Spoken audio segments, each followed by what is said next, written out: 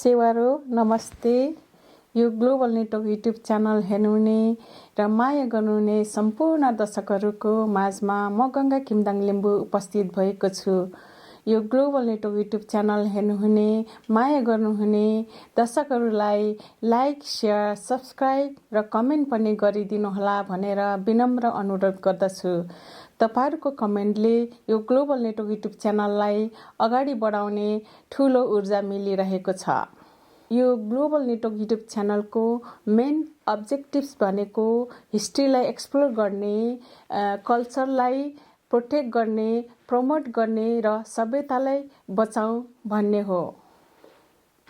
यो global network YouTube channel हेर्नुहुने, माया गर्नुहुने, संसारभरि छर्नु भएको दर्शकहरूले कमेन्ट र सल्लाह सुझाव दिइराख्नु भएको छ र यो ग्लोबल नेटवर्क युट्युब च्यानल हेर्नुहुने, माया गर्नुहुने दर्शकहरूको कमेन्ट र सल्लाह सुझावले यो ग्लोबल नेटवर्क युट्युब च्यानललाई अगाडि बढाउने ठूलो ऊर्जा मिलिरहेको छ।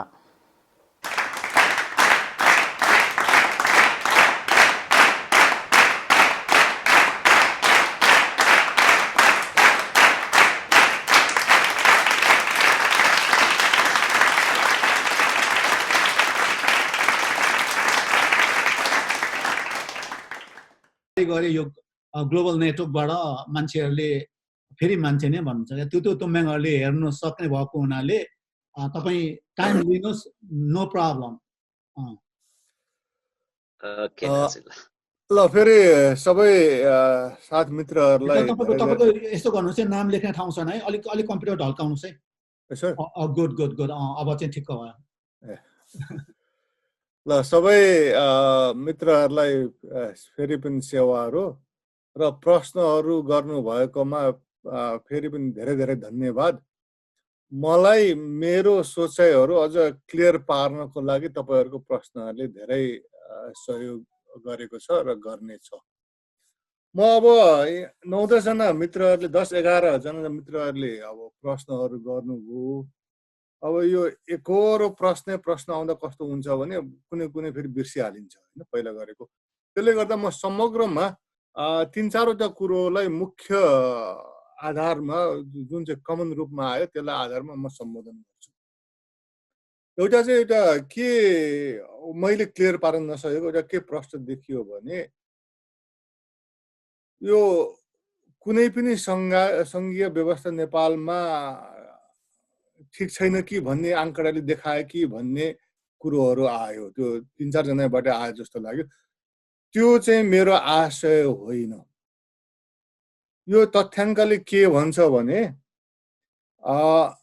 3टा खाकाहरू मध्ये सबभन्दा राम्रो आदिवासी जनजातिहरूको लागि र मधेसीको लागि सबभन्दा राम्रो चाहिँ 10 प्रदेशको संघीय खाका हो।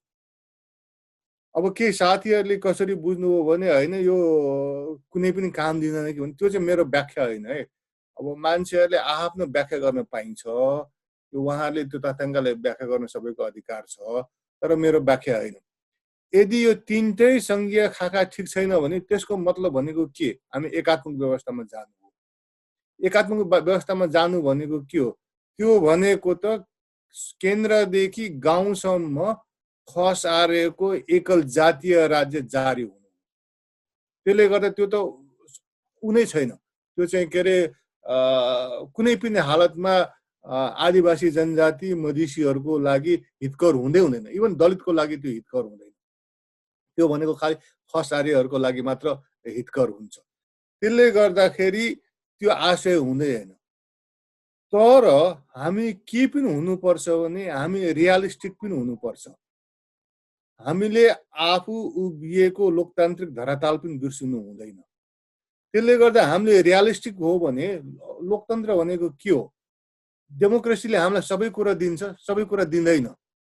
तर अन्य रिजिम, अन्य व्यवस्था भन्दा हामीलाई बढी अधिकार दिन्छ। त्यसले गर्दा हामीले डेमोक्रेसी बढी से बढी मानवहरू चाहिरहेका छन्। त्यस्तै संघीय विभिन्न मोडलहरू मध्येमा पनि 7 र 14 प्रान्तीय खाकाको आधारमा आदिवासी जनजातिलाई 10 प्रान्तीय खाकाले बढी हक अधिकारहरू दिन्छ। र बढी हक अधिकार दिएको हुनाले हाम्रो लागि सबभन्दा उपयुक्त त्यो हो। त्यसलाई अझै चलाउन सकिन्छ।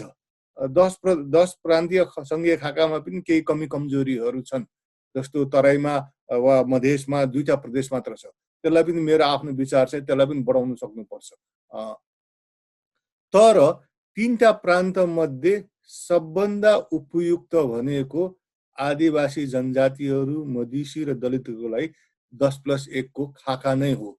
यदि हामीले त्यो कुनै पनि प्रान्तमा हाम्रो एकलौटी हुँदैन, त्यसले गर्दा त्यो उपयुक्त खाकाहरू होइन भन्नु चाहिँ मेरो विचारमा त्यो एकदम त्यो गलत सोचाइ हो। हामीले कस्तो कुरा गरिरहेको छौँ भने चाहिँ अब यहाँ चिन्ता के गरिन्छ भने होइन हाम्रै मान्छेले भोट दिँदैनन् भने, अनि अन्य जस्तो अब लिम्बूलाई राईले भोट दिँदैन, गुरुङलाई मगरले भोट दिँदैन आदि इत्यादि कुरोहरू आयो। अब लिम्बूले लिम्बूको मात्र कुरा उठाउँछ अनि अरूले किन भोट दिने? त्यसले गर्दाखेरि लिम्बुवान माग्ने साथीहरूलाई मेरो पहिलादेखिकै अनुरोध है, तपाईँहरूले खालि दलितहरूको माग पनि जोडतारसँग उठाइदिनुहोस् त, तपाईँहरूलाई दलितले पनि भोट दिन्छ। दलितहरूले मेरो विचारमा खस आर्यलाई भोट दिनुको सट्टा तपाईँहरूले दलितहरूको हक अधिकारको कुरा उठाउनु भयो, उनीहरूको समस्याको लागि तपाईँहरू लड्नुभयो, सङ्घर्ष गर्नुभयो भने दलितहरूले पनि भोट दिन्छ। अब अघि प्रश्न आयो हाम्रो त मान्छेहरू बरु कम्युनिस्टलाई भोट दिन्छन्, कम्युनिस्टमै भयो भनेर भन्ने कुरोहरू आयो। त्यो भनेको के हो भने किन कम्युनिस्टलाई दलितहरूले वा इभन उहाँहरूले उदाहरणको लागि एउटा दलितहरूको कुरा गरौँ इलेक्सनको लागि, किन कम्तीमा कम्युनिस्टहरूले गरिबीको त कुरा गरेका छन्। अब के मात्रामा सम्बोधन गरेन त्यो आफ्नो ठाउँमा तर्क गरौँ। तर हामी लिम्बुवान माग्ने, हामी 10+1 को पहिचानको माग्ने आदि इत्यादि हामीले त दलितको कुनै कुरा उठाएका छैनौँ। उसको गरिबीको पनि कुरा गरेनौँ, उसको पहिचानको पनि कुरा गरेनौँ, अनि हामीलाई भोट कसरी दिन्छन् त? त्यसले गर्दाखेरि मेरो विचारमा चाहिँ हामीले चाहिँ अलिकति हाम्रो स्ट्राटेजीहरू चाहिँ चेन्ज गर्नुपर्ने चाहिँ देखिन्छ। भोट आएन भने हामी पिर गर्छौँ अनि आफ्नै मात्र कुरो उठाएपछि अरूले कसरी भोट दिन्छन् होइन, त्यो एउटा कुरो थियो। अनि अर्को कुरो मलाई चाहिँ एउटा गर्न चाहेको, अब यो जनसङ्ख्याको आधारमा हामी बहुमत हुन सक्दैनौँ भने वा जनसङ्ख्याको आधारमा हामी फराकिलो बाहुल्य हुन सक्दैनौँ भने उसो भए जनसङ्ख्याको आधार नलिने हो कि? तपाईँ लोकतान्त्रिक व्यवस्थामा जनसङ्ख्याको आधार नलिकन तपाईँ कसरी राजनीति गर्न सक्नुहुन्छ? ठिकै छ अरे तपाईँ भन्नु होला होइन हामी भौगोलिक कुरा गरौँला, हामी ऐतिहासिक कुरा गरौँला, हामी पहिचानको कुरा गरौँला भनेर। तपाईँले जतिसुकै त्यो कुरोहरू गर्नुहोस्, तपाईँले अहिले पनि उठाइरहनु भएको छौँ, हामीले उठाइरहेको छौँ, तर आखिरमा त 5 वर्षमा 4 वर्षमा त मतदानै हुन्छ। मतदानकै आधारमा हामीले प्रतिनिधिहरू छान्छौँ, त्यही प्रतिनिधिहरूले तपाईँहरूको नीति निर्माणहरू गर्छन्। त्यसले गर्दा जनसङ्ख्या सबै थोक होइन, तर राजनीतिलाई विभिन्न फ्याक्टरहरूले प्रभाव पार्छन्, स्पेसली लोकतान्त्रिक राजनीतिमा जनसङ्ख्या ती मध्ये प्रमुख चाहिँ मान्न सकिन्छ, यो असर पार्ने प्रमुख मान्नुहुन्छ। त्यसले गर्दा तपाईँ जनसङ्ख्या तपाईँले आधार नलिनुहोस्, लिनुहोस्, खसारेले त लिन्छ नि त, मधेसीले त लेला नि त, दलितले त लेला नि। अनि अब त्यो सुतुरमुर्ग जस्तै म चाहिँ होइन आधार लिँदिन भनेर अनि त्यो के अरे जमिन मुनि बालुवा मुनि टाउको लुकाउँदैमा त त्यो फ्याक्टर त हराउनेवाला त छैन। त्यसले गर्दा हामी चाहिँ रियलिस्टिक हुनु पर्यो, हामी कुन परिवेशमा उभिएका छौँ र त्यो परिवेशलाई कसरी हामीले म्याक्सिमाइज गर्ने। मैले देखेको त नेपाल जस्तो देशमा खस आर्यको हाली मुहाली अन्त्य गर्न गाह्रो छैन है जनसङ्ख्याको आधारमा। खस आर्य भनेको 31% हो, त्यो भनेको अन्यहरू भनेको 2/3 भन्दा बढी, आदिवासी, मधेसी र दलितहरू भनेको लगभग 69% जनसङ्ख्या हो। हामी 3टा सबै मिलौँ त, एकअर्काको अधिकारहरू हामीले रेस्पेक्ट गरौँ, एक अधिकारको लागि सङ्घर्ष गरौँ त हामी एक ठाउँमा उभिन सक्दैनौँ? सक्छौँ नि त्यसरी त। त्यसरी सकेपछि त 31% त मतदानबाट हामी हराउन सक्छौँ। तर अहिले त कस्तो भएको छन् साथीहरू, तपाईँहरूले ठुलो योगदान गर्नुभएको छ लिम्बुवानको लागि, खम्बुवानको लागि वा किराँत प्रदेशको लागि वा विभिन्न प्रदेशहरूको लागि होइन। म त्यसलाई सम्मान गर्छु, तर हामी लिम्बुवान भन्ने अनि कसैले सोधिहाल्यो भने हैन हामी सबै अट्छ भनेर भन्ने, तर व्यवहारमा चाहिँ खालि लिम्बूहरूको हक, लिम्बूहरूको अधिकार, लिम्बूहरू बहुमत भयो भएन, खालि त्यसमा मात्र हामी चिन्ता बढी गर्छौँ क्या। त्यसो भएपछि त त्यो लिम्बुवा अरूले त मत दिँदैन नि त। हामीले दलितको पनि हक अधिकार कुराहरू गरौँ। लिम्बुवानमा रहेको राईको, तामाङको, नेवारको, मगरको सबैको हक अधिकारको कुरा गरौँ, अन्त उनीहरूले भोट दिन्छ नि त। भोट दिएपछि सिधै हराउन सकिन्छ। जस्तो तपाईँलाई म उदाहरण, यो कति धेरै गाह्रो छैन, तर हाम्रो स्ट्राटेजी र हाम्रो सोचाइ चाहिँ परिवर्तन हुनुपर्छ। जस्तो 10+1 को खाकामा सबभन्दा ठुलो ग्रुप लिम्बूहरू हुन्छ, त्यो भनेको लगभग 27%, 27 पोइन्ट कति हुन्छ। दोस्रो ठुलो ग्रुपहरू भनेको खस आर्य हुन्छ, उनीहरूको पनि लगभग 27% छ। त्यहाँ पोइन्टको मात्र धेरै थोर फरक छ। अहिलेसम्म लिम्बुवानको इतिहासमा हेर्नु हो भने पञ्चायत कालदेखि अहिलेसम्म लिम्बूहरूको सधैँभरि जातीय रूपमा केन्द्रीय पार्लियामेन्टमा ओभर रिप्रेजेन्टेसन छ। भनेपछि लिम्बूहरूमा त्यो आफ्नो जातको मान्छेलाई भोट दिने चलन चाहिँ देखिन्छ। त्यो दलगत रूपले बेग्लै विभिन्न पार्टीलाई होस्, तर कम्तीमा पनि अन्य जातिलाई, आफ्नै जातिलाई भोट दिएको चाहिँ त्यो तथ्याङ्कले प्रष्ट रूपमा देखाउँछ। अनि ओभर भनेपछि तपाईँ त्यहाँनेरि त्यस परिस्थितिमा दलितहरूको पनि तपाईँहरू हक अधिकार के अरे कुरा उठाउनुहोस्, इभन खस आर्यहरूको पनि गरिबहरूको कुरा उठाउनुहोस्। भनेपछि तपाईँ सजिलै त्यहाँ लिम्बूहरू बहुमत सिट नजित्लान्, तर बाहुल्य बन्न सक्छन् प्रतिनिधित्वमा। भनेपछि त अनि त्यस्तो ठाउँमा लिम्बूहरूको पनि कुरा सुन्नै हुन्छ नीति निर्माणमा, दलितहरूको पनि गरिदिनु पर्यो, लिम्बुवानमा रहेको राईहरूको पनि कुराहरू सम्बोधन गरिदिनु पर्यो, त्यहाँका रहेका नेवारहरूको पनि इस्युहरू सम्बोधन गर्नु पर्यो। अनि सबैको सम्बोधन हुन्छ नि त। अनि सबैको हामीले सम्बोधन सवाल गरेपछि त हामी सबै मिलेर बस्न सक्छौँ। स्वायत्तता भनेको तपाईँ हामीले एउटा के बुझ्नुपर्छ भने, स्वायत्तता भनेको म आफू आफ्नो बारे आफै निर्णय गर्न सकौँ व्यक्तिगत रूपमा। जातिगत रूपमा हामी लिम्बूहरू हौँ है वा हामी याक्थुम्बाहरू हौँ है भन्नेहरूले हाम्रो सवालमा आफै निर्णय गर्न सकौँ। हामीलाई दलितहरूले तिमीहरू यसो गर्नुपर्छ भन्ने अधिकार छैन।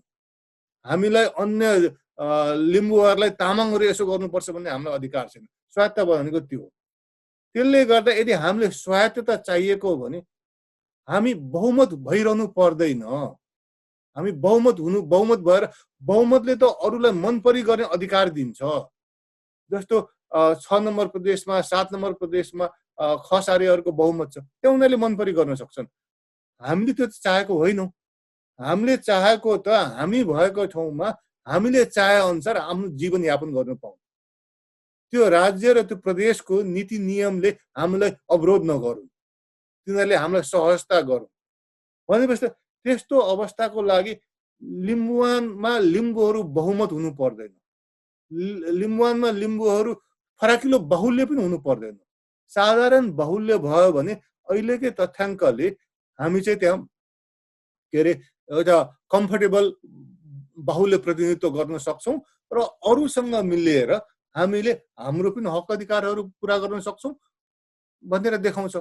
तर एउटा हाम्रो लिम्बुवान आन्दोलनमा लागेका साथीहरूले, मैले फेरि पनि भने तपाईँहरूको सङ्घर्षको लागि म सराहना गर्छु, सम्मान गर्छु, तर हामीले एउटा कुरो चाहिँ अन्य जातिहरूको पनि आवाज उठाउनु पर्यो, उहाँहरूको मुद्दा पनि एक्टिभली सम्बोधन गर्नु पर्यो, उहाँहरूको हक अधिकारहरू पनि लड्नु पर्यो।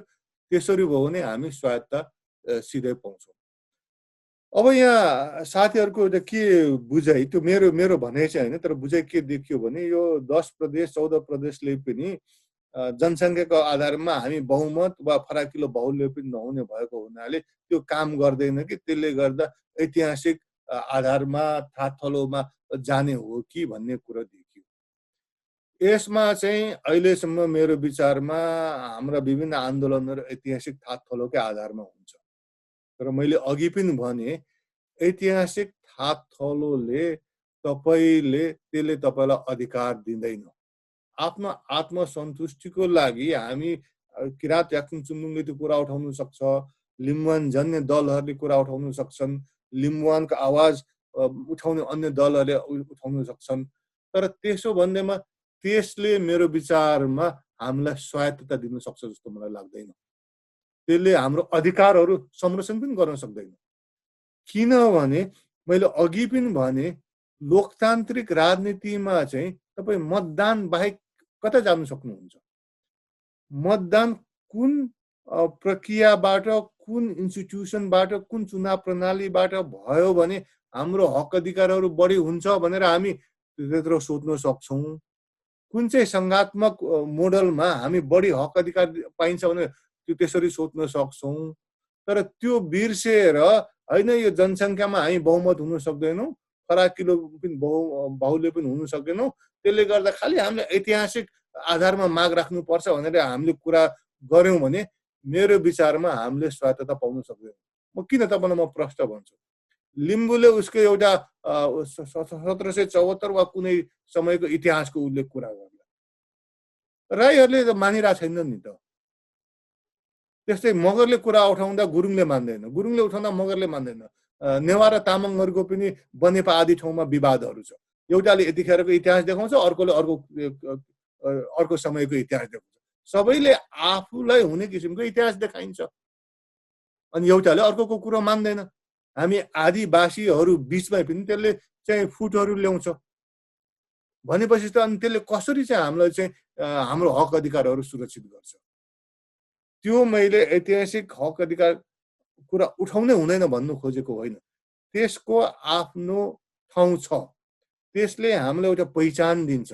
इतिहास महत्त्वपूर्ण छ, त्यो पहिचानले हामीलाई गर्व गराउन सक्छ, त्यो पहिचानले हामीलाई याक्थुम्बाहरूलाई एक ठाउँमा जुटाउन सक्छ। त्यसरी त्यसको ऐतिहासिक सवालहरूको, सभ्यताको, हाम्रो मिथहरूको एउटा रोल छ। तर हामीले त्यसरी त्यो हामी याक्थुम्बाहरू है, हामी लिम्बूहरू है भनेपछि त भोलि त जाने त चुनावमै हो, निर्वाचनमै हो। जनसङ्ख्याले नै लोकतान्त्रिक उसमा परिवेश गर्छ। त्यसले गर्दाखेरि म साथीहरूलाई के भन्छु भने हामीले लङ टर्म एनालिसिस गरौँ कि हामीले कुरा उठाउँदैमा, हामीले लिम्बुवान माग्दैमा अरूले लिम्बुवान दिन्छन् त? कसैले लिम्बुवान दिन्छ? दिने भए त अस्ति दिइसक्थ्यो नि त। दिन्छु भनेर लेखेको त दिएन। पहिलो के अरे त्यो इन्टरिम कन्स्टिट्युसनमा एमेन्डमेन्ट गरेको त पछि उनीहरूले हटाइदिए। भनेपछि मागेर माग्नु ठिक छ, तर मागेर मात्र आउँदैन, मागेर मात्र पाइँदैन। हामी सबै मिलेर लड्न सक्यौँ भने हामी पाउन सक्छौँ। नेपालको सन्दर्भमा हामी सबै मिलेर लड्न पनि गाह्रो चाहिँ छैन है। व्यवहारिक जनसङ्ख्याले हामीलाई अवरोध गर्दैन। हामीलाई अवरोध गर्ने भनेको हाम्रो दिमागले अवरोध गर्ने हो। जब हामी आफ्नो जातिको मात्र हक अधिकार खोज्छौँ तब मेरो विचारमा अनि अरूले त भोट दिँदैन, अनि भोट नदिएपछि त हामी त एकदम सानो माइनोरिटीको रूपमा हुन्छौँ। त्यसले गर्दाखेरि मेरो विचारमा चाहिँ हामीले यो सोच्ने सोचाइ चाहिँ हाम्रो अलिकति फराकिलो पार्न सक्नु पर्यो र फराकिलो पारेको खण्डमा चाहिँ अधिकारहरू पाइन्छ भनेर मधेसकै आन्दोलनले देखाउँछ। मधेसमा तपाईँ हेर्नु हो भने त त्यहाँ त विभिन्न जातका छन्, विभिन्न भाषाहरू बोल्ने छन्, विभिन्न धर्महरू मान्ने छन्, तर उनीहरूले चाहिँ मधेसी भनेर एक ठाउँमा आए अनि त्यो पहिचान अन्तर्गत उनीहरू बहुमत बने अनि अधिकार पाए। भोलि त्यो पहिचान सधैँभरिको लागि नरहले आफ्नो ठाउँमा छ, तर क्रुसियल समयमा त्यो पहिचान बोकेर उनीहरूले अधिकारहरू पाए। किन त? किन त्यो मधेसी उसमा आन्दोलन उनीहरू सबै पाए, के अरे सबै अटाए र बहुमत बने। आदिवासीहरूको सवालमा मधेसीहरूको जस्तो हामीले कमन आइडेन्टिटी, एउटै आइडेन्टिटीको आधारमा एउटा प्रान्तमा हामी के अरे बहुमत बन्न नसक्लौँ। किनभने हामीलाई बेग्लै लिम्बू पहिचान चाहिएको छ, हामीलाई बेग्लै खम्बुहरूको, राईहरूको पहिचान चाहिएको छ, मगरहरूको पहिचान चाहिएको छ। तर कम्तीमा पनि हामी के गर्छौँ भने लिम्बुवानमा रहेका राई, मगर, तामाङ, गुरुङ, नेवार दलितहरूले लिम्बुवानको सवालमा समर्थन गरेर त हामीलाई पुग्यो नि त। त्यसो गर्यो भने त्यहाँ हामी सबै मिलेर हामी बहुमत पुग्यो भने त हामी सबैको सवालहरू सम्बोधन गर्ने नीति निर्माण हो भने त दलितहरू आफू स्वायत्तता बन्छन्, उनीहरू कसरी अगाडि बढ्ने उनीहरू निर्णय गरून्। लिम्बनमा रहेका राईहरू कसरी अगाडि बढ्ने भन्ने उनीहरू निर्णय गरून्। लिम्बनमा रहेका मगरहरू उनीहरूको आफै निर्णयहरू गरून् कसरी चाहिँ उनीहरू अगाडि बढ्ने, कुन भाषा अपनाउने वा नअपनाउने भन्ने उनीहरू निर्णय गरून्। त्यसो गरे त उनीहरूलाई पनि घाटा भएन, हामीले पनि अधिकार पायौँ, सबैले अधिकार पाउँछौँ। त्यसले गर्दाखेरि चाहिँ मेरो चाहिँ आग्रह चाहिँ यसरी चाहिँ स्ट्राटेजी चाहिँ चेन्ज गर्नु सक्नु पर्यो। नत्र भने यो ऐतिहासिक थात थलोको आधारमा अब मात्र माग्यौँ भने चाहिँ अब मागी बस्दा चाहिँ फरक पर्दैन, तर मेरो विचारमा कसैले दिँदैन। हक अधिकार भनेको हामीले लिने हो, नत्र भने चाहिँ भोलि उनीहरूले भन्दैलान् ल लिम्बुवान दिन्छु भनेर, अनि अमेरिकामा इलिनोय भनेको इलिनोय भन्ने प्रदेश छ, राज्य छ, त्यो चाहिँ इलिनोय भन्ने नेटिभ इन्डियनहरूको नामको आधारमा हो। अब त्यहाँ इलिनोयहरूको अब जनसङ्ख्या अब कति छ, 1% पनि छैन भनेपछि त्यहाँ त्यो इलिनोय ट्राइबको त्यो असरै पर्दैन नीति निर्माणमा। त्यसले गर्दाखेरि चाहिँ त्यो हामीले चाहिँ ध्यान दिनुपर्ने चाहिँ खालि त्यो नाम राख्दैमा हामी मख परेर हुँदैन। अब मधेसमा भोलि गएर त्यहाँ जनसङ्ख्या पनि छ, त्यहाँ मधेस पनि नाम भयो, त्यहाँ मधेसीहरूले पनि इन्फ्लुएन्स गर्छन् पोलिसीमा, त्यहाँ नाम पनि भयो, त्यो धेरै राम्रो हो। तर खालि भोलि चाहिँ मलाई चाहिँ डर लागेको के हो भने ठ्याक्क नाम दिइदिन्छन्, नाम दिएर अनि रजाइ गर्ने चाहिँ फेरि खसारे परिदिन्छ। त्यसले गर्दा त्यस्तो कुरोहरूमा चाहिँ हामी चनाखो हुनुपर्छ। नाम चाहिन्छ, तर हामीलाई अधिकार भएको प्रदेशमा नाम भयो भने हामीलाई धेरै सहयोग हुन्छ, नत्र भने चाहिँ त्यहाँ चाहिँ समस्याहरू आउनु सक्छ। त्यसले गर्दाखेरि अब अर्को चाहिँ अब हाम्रो गोविन्द तुम्बाङजीले होइन नेपालमा चाहिँ अब तपाईँले जातिगत रूपले भोटिङ हुन्छ भन्ने आधारले तर्कहरू ल्याउनु भयो, तर जातिगत रूपले मतदान हुन्छ त भनेर भन्नुभयो। अहिलेसम्म केही हदसम्म भएको छैन, तर तपाईँले नेपालकै इतिहास हेर्नुभयो भने र संसारको इतिहासहरू हेर्नुभयो भने चुनाव निरन्तर रूपमा भइरह्यो भने चाहिँ जातिगत रूपले मतदान चाहिँ बढ्दै जान्छ।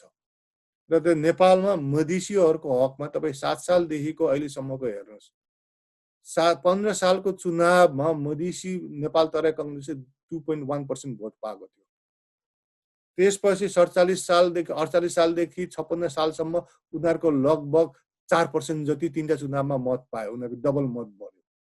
त्यसपछि चाहिँ अहिले चाहिँ आएर लगभग उनीहरूको 10-12% देखि 12-13 कति ठ्याक्कै तथ्याङ्क बिर्सेसम्म उनीहरूको मत बढ्यो। जबकि मधेसी कास्ट मधेसीहरूको मात्र जनसङ्ख्या चाहिँ लगभग 15%, 14-15% हो। त्यहाँ दलित आदिलाई जोड्नुभयो भने 20-22% हुन्छ। भनेपछि त्यो त उनीहरूको त हलक्कै बढ्यो भनेपछि त्यो त देखियो नि त। त्यसले गर्दा समय लाग्छ, मेहनत लाग्छ। किन मधेसीहरूको चाहिँ मधेसीहरूले मधेसवादी वा मधेस केन्द्रित दलहरूलाई मत दिनु थाले भनेर भन्दाखेरि उनीहरूसँग मधेसी दलहरूको लामो इतिहास छ। 7 सालमा नेपाल तराई कङ्ग्रेस भन्ने इस्टाब्लिस गरेको थियो। उसले 15-16 सालतिर के 14-15 सालतिर तराईमा भाषिक आन्दोलनहरू गरेको थियो। के अरे जब चाहिँ नेपाली खसारे भाषा लादियो, खस भाषा लादिएको थियो, उनीहरूले तराईभरि विरोध गरे, जबकि आदिवासी जनजातिको कुनै पनि सङ्गठनले कहीँ पनि विरोध गरेन, उल्लेखनीय विरोध गरेन। भनेपछि त्यसरी तपाईँ मोबिलाइज गर्नुभयो, जनताले देखे। खालि कोठामा बसेर सहर बजारमा बसेर कुरा ठुल्ठुलो गर्दैमा पनि आउँदैन। अब त्यो पनि चाहिन्छ, सहर बजारमा कुरा उठाउनुपर्छ, डिस्कोर्स डेभलप गर्नुपर्छ, त्यो पनि जरुरत छ। तर त्यतिले मात्र तपाईँको मत चाहिँ बढ्दैन। मधेसमा त्यही देखियो। त्यसपछि 2007मा आन्दोलन गरेपछि अब यिनीहरू चाहिँ साँच्चै सडकमा उत्रिने रहेछन् भनेपछि चाहिँ अब काङ्ग्रेस छोडेर गए, एमाले छोडेर गए, राप्रपा छोडेर मधेस पार्टीहरूमा दल गए। अन्त वात्तै हलक्क बढ्यो। 3 भन्दा बढी चाहिँ उनीहरूको मधेसवादी केन्द्रहरूको दल बढ्यो। त्यसले गर्दा आदिवासी जनजाति साथीहरूले, अभियन्ताहरूले पनि एउटा के चाहिँ मेरो विचारमा ख्याल गर्दा राम्रो हुन्छ भने हामीले मेहनत गर्यौँ भने दल बढ्ने क्रम, मत बढ्ने क्रम जारी रहन्छ। र मैले चाहिँ भन्ने गरेको चाहिँ अहिले त्यो टेन्डेन्सीहरू मतकै आधारमा पनि देखिन्छ। आदिवासी जनजातिको मुद्दाहरू उठाउने दलहरूले उनीहरूको मतको तपाईँ आधार हेर्नु भने के मात्रामा प्रश्न देखिन्छ। तर यो मतको पोलिटिक्स, अधिकारको पोलिटिक्स भनेको एक किसिमले सिधा हिसाबले लिनियर रूपले एकोरो रूपले अगाडि बढ्ने कुरा हुँदैन। कहिले कहिले लोकतन्त्रको इतिहासहरू, महिलाहरूको अधिकारको कुरा गरौँ, माइनोरिटिजको अधिकारहरूको कुरा गरौँ, लोकतान्त्रिक रिभोल्युसनको अधिकार गरौँ, कहिले कहिले अलिकति पछाडि फर्केको जस्तो पनि हुन्छ। तर ओभरअल लङ टर्ममा त्यो अगाडि नै बढ्छ, अगाडि नै बढिरहेको छ। किनभने धेरैभन्दा धेरै मान्छेले बुझ्न थालेपछि हक अधिकार जसले पनि खोज्छ। त्यसले गर्दा नेपालमा पनि यो हामीले भन्ने बित्तिकै आइपुगेको हामीले पाएको छैनौँ। तर त्यसो भन्दैमा संसारको इतिहास र नेपालकै इतिहास हेर्दाखेरि पनि जसले लड्छ, जो निरन्तर रूपले अगाडि बढ्छ, उनीहरूले पाइरहेको हामीले देखेको छौँ। मधेसकै उदाहरण देख्यौँ र के हद मात्रामा आदिवासीहरूकै हक अधिकार हेऱ्यो भने पनि देखिन्छ। आदिवासीहरूभित्रै तपाईँहरूले हेर्नुभयो भने पनि आदिवासीहरू मध्येमा कसले चाहिँ बढी हक अधिकारहरू पाएको छ तपाईँहरू हेर्नुहोस् त। लिम्बूले पाएको छ, थारूले पाएको छ। किन उनीहरूले पायो? किन गुरुङले कम पायो? किन मगरले कम पायो? अन्य जात किनभने यहाँ लिम्बूहरू बढी एक्टिभ छन्, थारीहरू राजनीतिक पोलिटिक्समा बढी एक्टिभ छन्। त्यो बढी एक्टिभ पोलिटिक्स भएपछि त अनि उनीहरूले त उ गर्छ नि त, अधिकार त पाउने रहेछन् नि त। त्यसले गर्दाखेरि हाम्रै इतिहासले पनि अब हामीले मागेको जति, हामीले चाहेको जति हामीले सबै पाइसकेका छैनौँ। तर हाम्रो मेहनतले केही न केही हामीले पाएका छौँ, अहिले नै पाइसकेका छौँ। अब जस्तो लिम्बुवानका विभिन्न गाउँपालिकाहरूमा लिम्बुवान जन्य नामहरू छन्। थारूहरूले कमसेकम नाम मात्रको भए पनि आयोग पाएका छन्। त्यो त किन पाएछ भने शासकहरूले बुझ्छन् यो समुदायहरू त एक्टिभ हुनु थाल्यो है, यिनीहरूको हामीले सबै कुरो हामी टार्न सक्दैनौँ, हामी नेगेट गर्न सक्दैनौँ, के न के चाहिँ यिनीहरूलाई दिनुपर्छ भनेर उनीहरूले पनि बुझिसके। त्यसले गर्दाखेरि तपाईँ हामी जति एक्टिभ हुन्छौँ मेरो विचारमा चाहिँ त्यति चाहिँ हक अधिकार पाइन्छ। र मैले पहिला पनि धरानतिर पनि मैले भनेको थिएँ, अघि सरगमजीहरू आउनुभयो, तपाईँहरू ल पूर्वकै इतिहासमा कुरा गरौँ। पहिला एक जमाना यस्तो थियो, एउटा प्रोग्रेसिभ युवाहरू चाहिँ सब कम्युनिस्ट बन्ने। अहिले चाहिँ त्यो कम्युनिस्टहरूको एउटा मोनोपोली थियो प्रोग्रेसिभ युवाहरूमा। अहिले त त्यो मोनोपोली त कम्प्लिटली हराएको छैन, तर त्यो मोनोपोली त चुहिएको छ नि त। धरानमै अब सरगमजीहरू एक्टिभ हुनुहुन्छ, युनियनहरू जित्नु भएको छ। अब मेरै गाउँहरूमा चाहिँ अब विभिन्न अब समाजवादी दलकोदेखि लिएर पहिलाको समाजवादी दलको लिएर लिम्बुवानहरूको मञ्चहरूको चाहिँ अब युनियनहरू बनेका छन्, स्टुडेन्ट युनियनहरू बनेको छन्। भनेपछि त त्यो युवामा त क्रमशः आकर्षण बढ्ने क्रम जारी छ। त्यो हामीले हामीले जुन चाहिँ कार्यहरू चाहिँ निर्माण गर्ने प्रक्रियाहरू बढ्दछ। अब त्यसको फल पाउन समय लाग्छ। अहिले किन चाहिँ अघि साथीले एकदेनजीले कि कसले भन्नुभयो कम्युनिस्टमय भएको छ। कम्युनिस्टहरू केपी ओलीहरू हुँदा वा यीहरू युवा हुँदाखेरि भोकै चप्पल लगाएर चप्पल नलगाइकन दौडेका थिए। अहिले त्यसको उनीहरूले ब्याज खाइरहेका छन्। त्यो जेनेरेसन गएपछि कम्युनिस्टहरूको त्यो मोनोपोली वात्तै घट्छ। किनभने अहिले त त्यो यङमा अब तपाईँ हामीले मैले लिम्बुवानको उदाहरण तपाईँ मधेसतिर हेर्नुहोस् न, पहिला जस्तो प्रोग्रेसिभ मधेसी युथहरू कम्युनिस्ट बन्छन् त अब त बन्दैनन्। काङ्ग्रेस बन्छन् त अब त धेरै बन्छन्। कोही काङ्ग्रेस पनि बन्लान्, कोही कम्युनिस्ट पनि बन्लान्, तर मधेसवादीहरू पनि धेरै बन्छन्। भनेपछि त्यो युवा जेनेरेसनमा त्यो धेरै चेन्ज आएको छ होइन, आउने क्रम जारी छ। हामीले चिताए जति आएको छैन होला, तर त्यो क्रम सुरु भइसक्यो।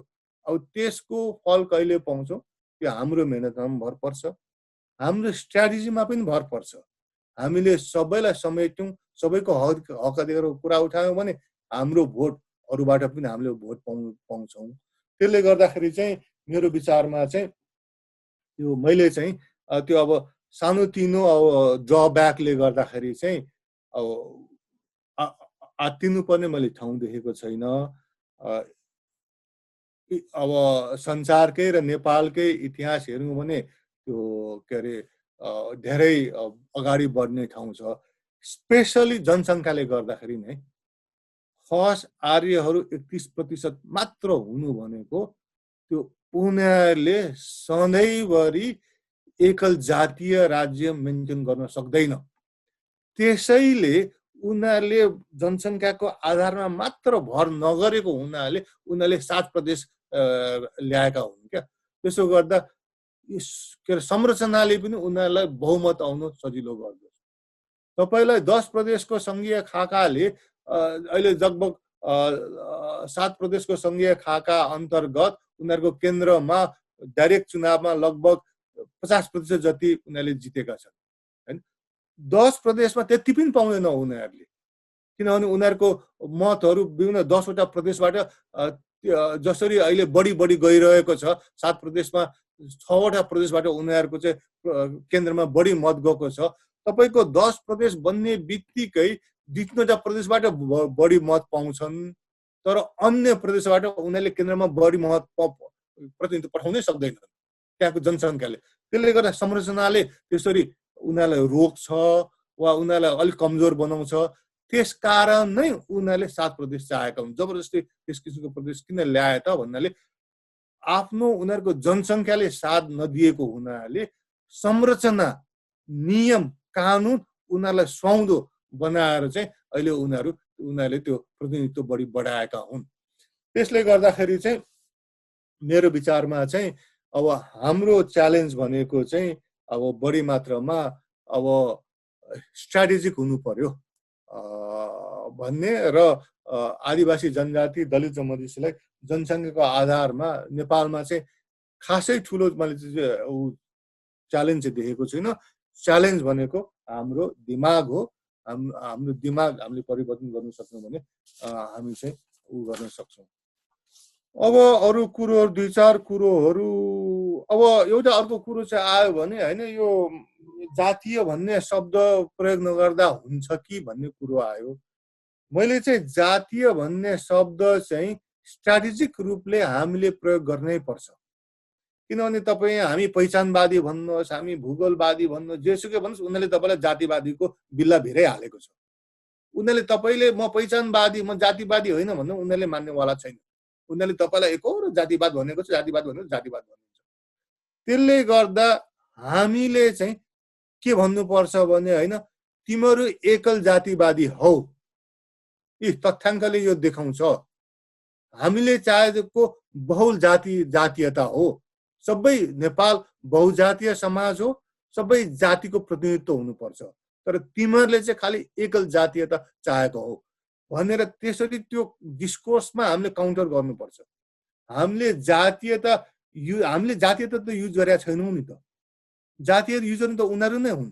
उनीहरूले जातीयता भन्ने हामीलाई भिराइदिएका हुन्। त्यो उनीहरूले तपाईँलाई भिराइरहन्छ। त्यसको त्यो भिराउन कतिखेर अन्त्य गर्न सकिन्छ भने जब उनीहरूलाई चाहिँ एकल जातिवादी भनेर हामीले उनीहरूलाई चार्ज लगाउन सक्छौँ, त्यो डिस्कोर्स निर्माण गर्न सक्यौँ भने उनीहरूले त्यो जातीयताको कुरा हटाउनु, उनीहरूले जातिवादी कुरोहरू गर्न छोड्छन् वा जातिवादी भन्ने आरोप लगाउन छोड्छन्। किनभने त्यसले उनीहरूलाई ब्याकफायर गर्छ नि त। तर हामी त्यो जातिवाद हामीले भन्नु हुँदैन भनेर हामीले नभनौँला। उनीहरूले तपाईँलाई एकल जातिवाद भन्छ, जातिवाद भन्छ, अनि त्यो डिस्कोर्स रहन्छ। सर्वसाधारण नबुझ्ने मान्छेले तपाईँ हामीलाई जातिवादी नै देख्छन्। त्यसले गर्दाखेरि चाहिँ लडाइँमा, सङ्घर्षमा चाहिँ कहिले कहिले कस्तो गर्नु पर्दा रहेछ भने डिस्कोर्स उल्टाइदिनुपर्छ। मधेसमा पहिला मधेसे भनेर उनीहरूलाई हेपिन्थ्यो नि, पछि त्यही मधेसेले मधेसी बनेर मधेसी नामाकरण गरेर उनीहरू एकजुट भइदिए। तपाईँ नेपालदेखिको दक्षिण, बोर्डर दक्षिणमा युपी बिहारतिर हेर्नुहोस्, त्यहाँ पनि सबै नेपालमा रहेका जातहरू छन्। ठाकुर छ, यादव छ, झा छन्, सबै छन्। तर त्यहाँ तपाईँ कसैले मधेसी भन्छ इन्डियामा, मधेसी भन्छन् भन्दैनन्। उनीहरूले मधेसी भन्ने पहिचान त नेपालमा मात्र छ। उही जाति, उही भाषा, उही धर्म, उही रीतिरिवाज मान्ने नेपालमा पनि छन्, तराईमा, युपी र बिहारमा पनि छन्। तर त्यो मधेसी भनेर हेपेको नामलाई मधेसीहरूले मधेसी बनाएर अडप्ट गरेर काउन्टर मधेसी हो, हामी गर्व गरौँ भनेपछि उनीहरू एकजुट बने। अनि एकजुट बनेपछि त अनि खसारेको के लाग्यो? तपाईँ हामीलाई भन्दा, आदिवासी जनजातिलाई भन्दा खसारेले मधेसीहरूलाई मन पराउँदैन। तर उनीहरूलाई त प्रदेश नम्बर 2 त बनाइदियो नि त। किन? रहरले होइन, उनीहरूको माग जोरदार भएर होइन, उनीहरू सङ्घर्षमा उत्रिए। खसारेले के महसुस रियलाइज गर्यो भने मधेसीहरूलाई यति पनि दिएनौँ भने यिनीहरूले हामीलाई केन्द्रमा पनि शासन गर्नु दिँदैनन्, हामी शान्तसँगै शासन गर्नु सक्दैनौँ। भनेपछि करले गर्दा दिएको, रहरले गर्दा होइन। कसैले भन्छन् होइन इन्डियाले गर्दा भएको, इन्डियाले गर्दा हुने हो भने त तपाईँ त्यो पछि इन्डियाले ब्लकेट गरेपछि पनि त गभर्मेन्टले चेन्ज गर्नु सक्थ्यो नि त, गरेन त। इन्डियाले गर्ने सक्ने भए, इन्डियाले गर्दा हुने भए त इन्डियाले अरू के गरिसक्थ्यो, तर त्यो गर्न इन्डियाले गर्दा पनि सकेन, इन्डियाले पनि भएन। त्यसले गर्दा केन्द्रको शासनले, कुनै पनि सत्ताधारीले चाहिँ के हेर्छ भने सकेसम्म कम अधिकार दिएर बढी अधिकार र प्रिभिलेज लिएर म कसरी शासन गरौँ। यदि सङ्घर्षमा उत्रिँदैन भने उसले अधिकारहरू आफू लिइबस्छ, सङ्घर्षमा उत्रियो भने उसले अब त बाणी चुरी गर्नुपर्ने रहेछ है, अब चाहिँ सबैले हामी मिलेर शासन गर्नुपर्ने रहेछ है भन्छ। त्यसले गर्दाखेरि चाहिँ मेरो विचारमा चाहिँ यो हाम्रो कमजोरी त नभनौँ, हाम्रो सङ्घर्ष अगाडि बढिरहेको छ, अझै बढ्ने जारी रहन्छ। तर यो हाम्रो कोही साथीहरू अब चित्त नदुखाउनुहोस्, अघि साथीहरूले पनि भने अब लिम्बुवान चाहिँ चाहिने, तर मत दिने बेला चाहिँ काङ्ग्रेस र एमालेलाई ठोकिदिने होइन। जुन पार्टीहरूले लिम्बुवानको सवाल चाहिँ जोरदार रूपले उठाएका छैनन्, अब त्यस किसिमको अब हामीलाई पापा पनि चाहिने, चिची पनि चाहिने, त्यस किसिमको अब हाम्रो भोटिङ उसले चाहिँ अब तपाईँहरू साँच्चै नै लिम्बुवानै चाहिन्छ भने तपाईँहरूलाई नै घाटा छ। तर मैले अघि पनि भने, यो अघि सरगमजीले नै भन्नुभएको चेतनाले चाहिँ चेतनाको चाहिँ जरुरत छ। त्यो चेतना सहर अब हाम्रो आदिवासी जनजाति आन्दोलनको त बढी अब मैले क्रिटिसिजमको रूपमा भनेको होइन कि केही मात्रामा बढी सहरमुखी चाहिँ आन्दोलन हो, र सुरुमा कुनै पनि आन्दोलन सहरमुखी नै पनि हुन्छ है। मधेसी आन्दोलनको पनि त्यही कुरा थियो होइन, त्यो सहरमुखी नै थियो। अब हामीले बिस्तारै त्यो चाहिँ गाउँमुखी बनाउनु पर्छ। गाउँमुखी भयो, हाम्रो कार्यकर्ता नेतृत्व र गाउँमा बस्नु थाल्यो भने सम्भव छ भनेर म तपाईँलाई मेरै वडाको, पहिला अब गाविस मेरै वडाको कुरा गर्छु। त्यहाँ चाहिँ एकजना देवेन्द्र लाउतीले चाहिँ पहिलाको लिम्बुवान, उहाँले स्वतन्त्र भएर चुनाव जित्नुभयो, स्वतन्त्र भएर ढुक्कै गाउँमा बस्ने, त्यहाँको जनताको काम गर्ने, त्यहाँको समाजसेवा गर्ने।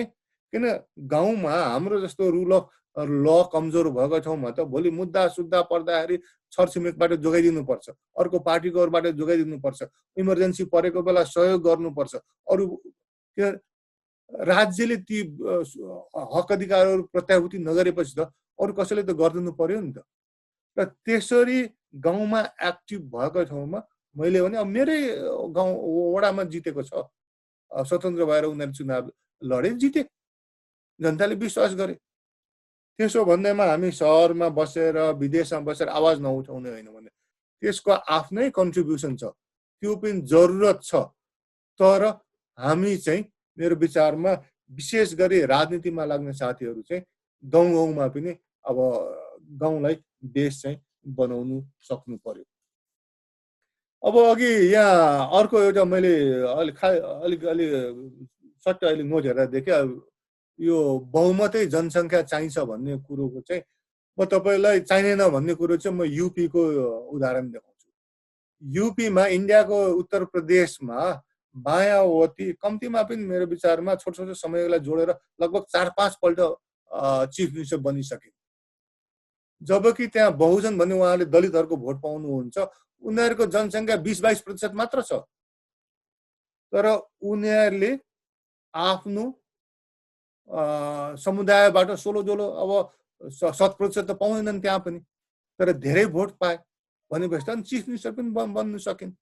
त्यसले गर्दाखेरि तपाईँहरू के भने बहुमतै चाहिन्छ भन्ने चाहिँ त्यो चाहिँ ऊ चाहिँ अब नसोच्नुहोस्। तपाईँले आफ्नो समुदायलाई कसरी मोबिलाइज गर्नुहुन्छ र आफ्नो पार्टीमा, आफ्नो दलित केन्द्रित वा अन्य केन्द्रित पार्टीमा अन्य समुदायको मतहरू कसरी आकर्षित गर्नुहुन्छ। अहिले पछिल्लो अवस्थामा मायावतीले, उनी दलित हुन्, मायावतीले युपीमा के गर्दैछन् भने अब उनी चिफ मिनिस्टरको आकाङ्क्षी, अब त कहिले कहिले प्रधानमन्त्रीको पनि आकाङ्क्षी बन्न थालेका छन्। त्यो आकाङ्क्षाको लागि उनीहरूले बहुनहरूलाई उनले त्यो उठाउन थालेका छन् प्रदेश र सांसदमा। बाहुनहरूको पनि सपोर्ट त चाहियो नि त। त्यसले गर्दाखेरि अब कसले कसलाई प्रयोग गर्ने क्या? नेपालमा अहिलेसम्म खस आर्यहरूले आदिवासीलाई पनि प्रयोग गरेका छन्, दलितलाई पनि प्रयोग गरिरहेछन्, मधेसीलाई पनि लामो समय प्रयोग गरे। तर अब मधेसीहरू त्यो परिवर्तनहरू आउँदैछन्। किनभने उनीहरूले आफ्नो समुदायमा जनचेतनाहरू बढायो। तराई लोकतान्त्रिक कङ्ग्रेसले बढायो, नेपाल सद्भावना पार्टीले बढायो। त्यसको के अरे फाइदा चाहिँ पछि गएर अहिलेको के अरे केही अगाडिको फोरमदेखि लिएर तमलोपाहरूले पाए। त्यो चाहिँ अरूको काम थियो भनौँ न, पहिला ऐतिहासिक रूपमा अन्य पार्टीले गरेको काम।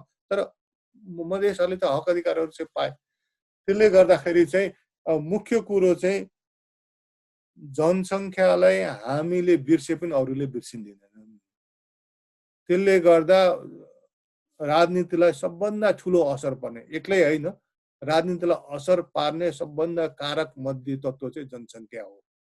त्यो जनसङ्ख्या नेपालमा मार्जिनलाइज ग्रुप्सहरूको छ, तर उनीहरूले त्यसलाई चेतना बढाएर त्यसलाई भोटमा ल्याउन सकेका छैनन्। त्यो चाहिँ च्यालेन्ज छ र त्यो चाहिँ मेरो विचारमा चाहिँ जरुरत छ। अब म प्राय सिद्धि अब खालि एउटा एक दुई कुरोहरू चाहिँ एउटा अर्को कमन क्वेसन चाहिँ यो इलेक्ट्रोल सिस्टमहरूको बारे चाहिँ आयो होइन। इलेक्ट्रोल सिस्टमको बारे चाहिँ के हो भने अब यो प्रत्यक्ष निर्वाचन प्रणालीको अब मैले चाहिँ अघि चाहिँ खालि अब यो 3टा प्रादेशिक खाकामा आधारमा गरेँ। तर यो प्रत्यक्ष निर्वाचन प्रणालीले कसलाई पनि फाइदा गर्न सक्छ भने कुनै एरियामा कन्सन्ट्रेट भएको जाति छ भने, जस्तो मधेसीहरू त प्रायः जसो तराईमा छन्, तराईको पनि प्रायः जसो अब मध्य तराई भनौँ वा पूर्वी तराई, यो जनकपुर आदि इत्यादिमा छन्, जनकपुरदेखि बारा सारा पर्सासम्म छन्। त्यसरी कन्सन्ट्रेट भएको जातिलाई चाहिँ प्रत्यक्ष निर्वाचनले पनि फाइदा गर्छ। मधेसीहरूको बढी सिट जित्नुको कारण चाहिँ समानुपातिकबाट पनि उनीहरूले बढी अब आफ्नो जनसङ्ख्या मुताबिक पाउँछन् र प्रत्यक्षबाट पनि बढी सिट पाउँछन्। घरिघरि सधैँभरि पाएका छन्, बढी पाएका छन्, त्यसरी जित्छन्। त्यो एउटा पक्ष छ।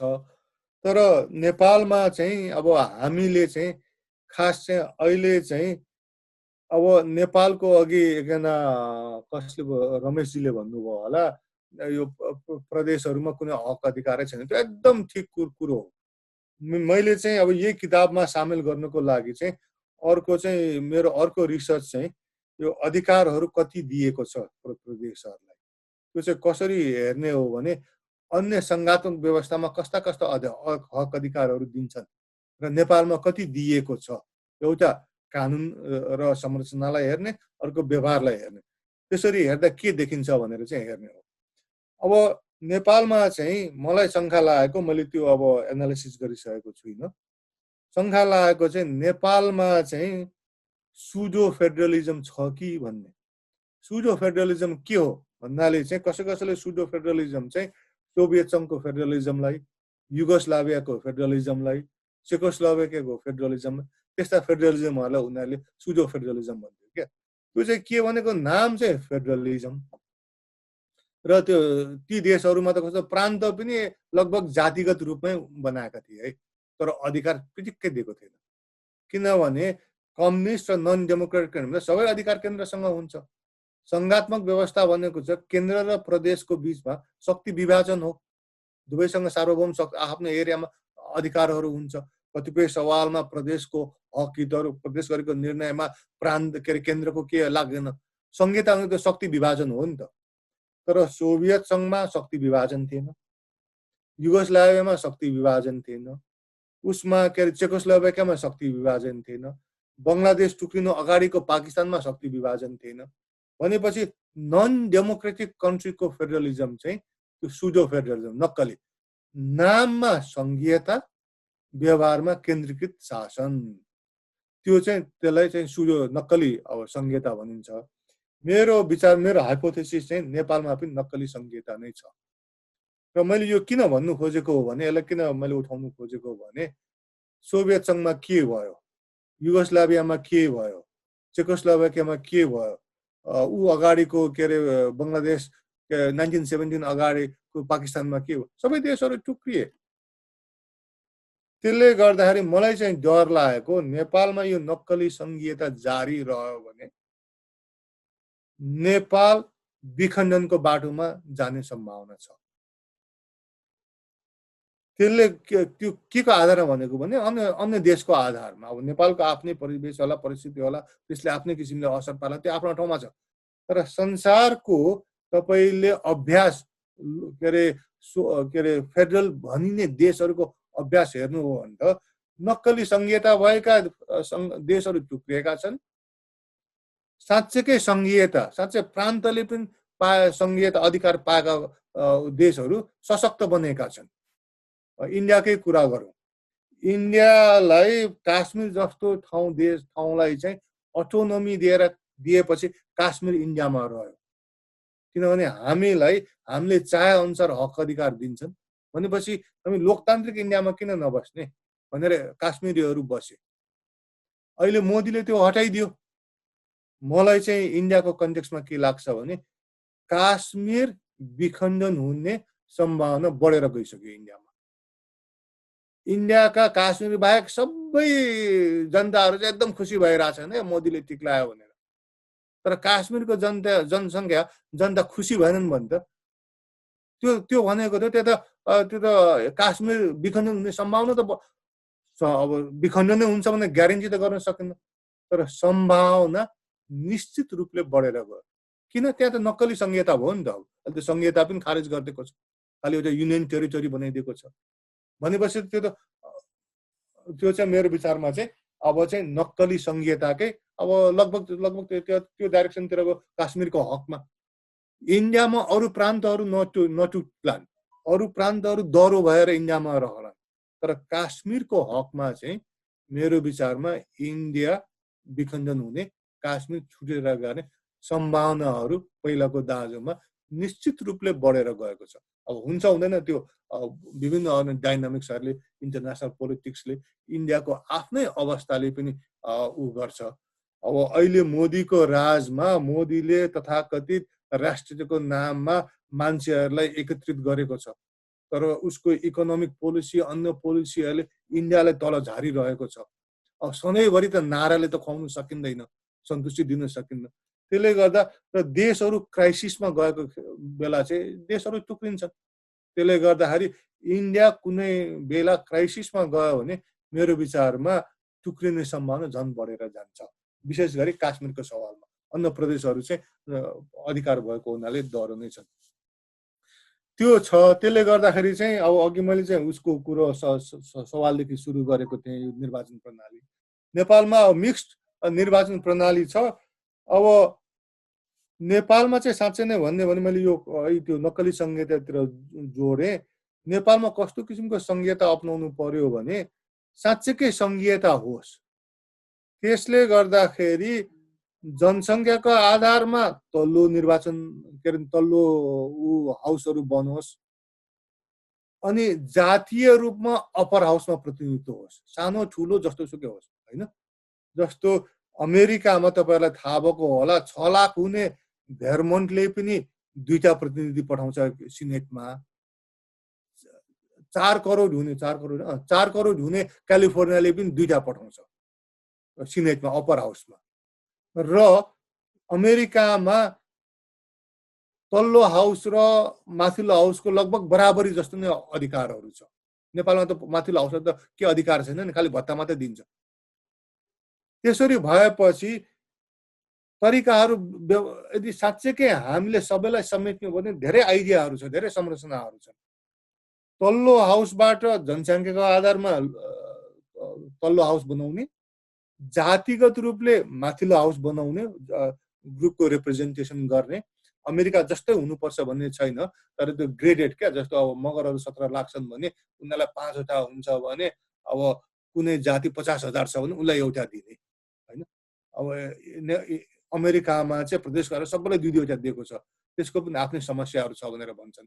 तर सानो जातिको ओभर रिप्रेजेन्टेसन गर्ने, त्यसो गर्दा पनि मगरको पनि ओभर रिप्रेजेन्टेसन हुन्छ, ठुलो जाति खसारेहरूको कम होला।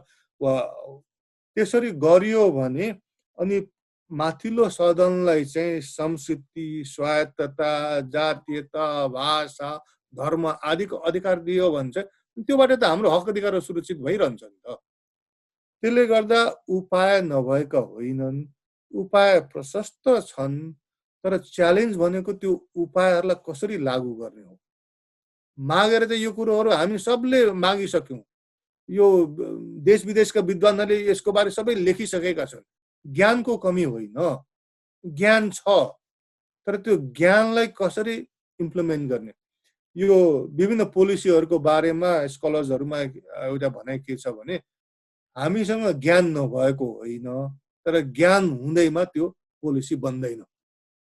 कुन चाहिँ पोलिसीले कुन चाहिँ संरचनाले फाइदा गर्छ भन्ने कुरो चाहिँ त्यो ज्ञानले सोसल साइन्टिस्टहरूको त्यो उनीहरूको रिसर्चले इस्टाब्लिस गरेको भरमा त्यो लागू हुँदैन। त्यसको लागि राजनीतिक शक्ति चाहिन्छ। राजनीतिक शक्ति भयो भने त्यो लागू गर्न सकिन्छ। त्यसले गर्दाखेरि नेपालमा चाहिँ मेरो विचारमा यो जनसङ्ख्याको आधारमा अत्तालिनु पर्ने कुरोहरू छैन क्या। हामीमा भएको जनसङ्ख्याले प्रचुर मात्रामा हामीले हक अधिकार पाउन सक्छौँ र त्यसको लागि हामीले उचित संरचनाहरू निर्माण गर्न सक्नुपर्छ र त्यो उचित संरचना हामीले सङ्घर्ष मात्र गर्न सक्छौँ। अघि प्रेमजीले भन्नुभयो यो कुन फिलोसफीहरूबाट कुराहरू गर्ने भन्ने। अब मलाई चाहिँ लागेको तपाईँ हामीले लोकतान्त्रिक मोडलमा संरचनागत रूपले हेर्ने हो भने चाहिँ एरेन लाइपार्टको कन्सेन्सस डेमोक्रेसी र उनको त्योभन्दा पहिलाको चाहिँ कन्सोसिएसनल डेमोक्रेसी भन्थे, पछि आएर चाहिँ उनले चाहिँ कन्सेन्सस डेमोक्रेसी भन्ने उनीहरूले प्रयोग गर्छन् र त्यसमा चाहिँ सङ्घीयता एउटा मुख्य, विभिन्न 10वटा उनले संरचनाहरूको मध्ये सङ्घीयता एउटा मुख्य हो। अरू पनि छन् होइन, पार्टी सिस्टम पनि छ होइन, त्यो पनि मुख्य हो, तर उनले त्यो हेरेको तर अन्य संरचनाहरू पनि छन् क्या, जसले गर्दाखेरि चाहिँ अब यो सङ्घीयता व्यवस्थाले त छन्त्याल, बराम आदि इत्यादिको त ग्यारेन्टी गर्दैन। त्यसको लागि सानो सानो जनसङ्ख्या भएको माइनोरिटीहरूको लागि के गर्ने त? त्यसको लागि पनि व्यवस्थाहरू छन्, अन्य व्यवस्थाहरू छन्, त्यो लागू गर्न सकिन्छ। उनीहरूलाई अटोनोमस युनिटहरूको व्यवस्था गर्न सकिन्छ। उनीहरूलाई उनीहरूको आफ्नो सवालमा अरूले नीति निर्माण इम्पोज नगर्ने उनीहरूलाई भिटो अधिकार दिन सकिन्छ। अब बरामहरू के गर्छन् भन्ने, अब लिम्बूलाई किन चासो? बरामहरूले निर्णय गरून् होइन, भाषा निर्माण गर्ने कि नगर्ने, कस्तो भाषा निर्माण गर्ने, त्यस्तो अधिकारहरू उनीहरूलाई दियो भने त उनीहरूले आफ्नो विकास गरिहाल्छन् त, आफूले आफूमा छलफल गर्छन्, विकास गर्छन्। त्यसले गर्दाखेरि अब त्यो आइडियाहरू संरचनाहरू नभएका होइनन् छन्। इभन इलेक्ट्रोल मेथडमा चाहिँ जस्तो जर्मनीमा अब जातिगत रूपमा चाहिँ छैन, जर्मनीमा चाहिँ कस्तो छ भने कम्पेन्सेटरी सिस्टम भन्छ, आधी सिट चाहिँ प्रत्यक्ष निर्वाचन प्रणालीबाट हुन्छ, आधी सिट चाहिँ अनि उनीहरूले चाहिँ समानुपातिक तर्फबाट डिस्ट्रिब्युसन गर्छन्। तर त्यो आधी सिट डिस्ट्रिब्युट गर्दा उनीहरूले के गर्छ भने जस्तो साधारणतया प्रत्यक्ष निर्वाचनमा तेस्रो ठुलो पार्टीको सिट उसले पाएको भोटभन्दा सिट कम आउँछ, चौथोको झन् कम आउँछ। त्यस्तोमा चाहिँ उनीहरूले प्रत्यक्षबाट चाहिँ ठुलो पार्टीलाई कम सिट दिन्छन् अनि सानो पार्टीहरूको चाहिँ उनीहरूले प्रत्यक्षबाट नपाएको सिट चाहिँ भरि पराउ कम्पेन्सेट गरिदिन्छ। त्यसले गर्दा त्यसलाई त्यस्ता सिस्टमहरू धेरै छन् क्या संसारमा। त्यसले गर्दाखेरि अब आइडियाको कमी होइन, तर अब त्यो आइडियाहरूलाई अब हामीले इम्प्लिमेन्ट गराउने चाहिँ हामीलाई शक्ति चाहिएको छ र त्यो शक्ति नेपालको सन्दर्भमा मैले अघि पनि दोहोऱ्याएर भने, म फेरि पनि दोहोऱ्याउँछु, नेपालको सन्दर्भमा असम्भव छैन। श्रीलङ्कामा तामिल हिन्दूहरूले हक अधिकार दिन असाध्यै गाह्रो छ, किन सिन्हाली बुद्धिस्टहरू 70%, 80%, 75% छन् त्यहाँ। त्यो सिन्हा हिन्दू तामिलहरूले त्यत्रो लडाइँ लडेर पनि उनीहरूले पाउनु सकेन। नेपालमा लडाइँ लड्नै पर्दैन, गृहयुद्धमा जानै पर्दैन। हामी आदिवासी जनजाति, दलित, मधेसीहरू एक ठाउँमा आयौँ भने हामी पुग्छ, तर खालि एक अर्काले हामीलाई सम्मान गर्नु सक्नु पर्यो, एक अर्काको अधिकारहरू उठाउनु पर्यो। र त्यो चाहिँ पहिलाको दाँजोमा मेरो विचारमा विकास चाहिँ भएको छ है। पहिलाको दाँजोमा मैले 2000मा म नेपालमा फिल्ड वर्क गर्न जाँदाखेरि, नाम नभनौँ, हाम्रै आदिवासीहरू साथीहरू मधेसीलाई भारतीय सम्झिनुहुन्थ्यो। अहिले उहाँहरू मधेसीहरूको हक अधिकारको कुरा गर्न थाल्नु भएको छ। भनेपछि त परिवर्तन त आइरहेको छ नि त। अहिले अब यो जनता समाजवादी पार्टी भन्यो, मधेसी, आदिवासी, दलित इन्क्लुडिङ खसारीहरू त्यहाँ समेट्न खोजिरहेको छ। त्यसले गर्दा त्यस्तो प्रयासहरू जारी छ। पहिलाको दाँजोमा विकास भइरहेको छ, तर पनि अझै पनि पुगिरहेको छैन। र अब हामी अब अन्य विभिन्न अब काङ्ग्रेस एमालेलाई मत दिने साथीहरूले पनि अब यो आन्दोलनमा साँच्चैकै अब व्यवहारले पनि लाग्नुभयो भने त्यो दिन चाँडो आउँछ। उहाँले ढिलो गर्यो भने ढिलो आउँछ। त्यसले गर्दाखेरि त्यो च्यालेन्ज चाहिँ अब हामी के चाहेको हौ होइन, त्यो हामी आफैले पनि आत्मालाई सोध्नु पर्यो।